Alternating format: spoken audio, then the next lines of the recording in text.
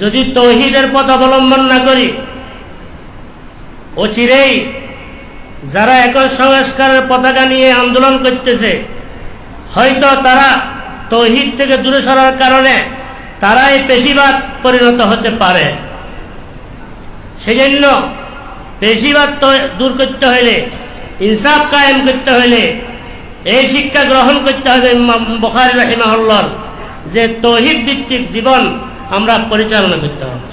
আল্লাহ পাক আমাদেরকে তৌফিক দান করুন। এটা শেষ অধ্যায়ে উনি তৌহিদ দিয়ে শেষ করেছেন। শেষ অধ্যায়ের মধ্যে 58টি অনুচ্ছেদ রয়েছে। এই 58টি অনুচ্ছেদের মধ্যে শেষ অনুচ্ছেদ আজকে ইবারত পড়া হলো। শেষ অনুচ্ছেদের শিরোনাম সূরা আম্বিয়ার 47 নম্বর আয়াত দিয়ে উনি প্রথম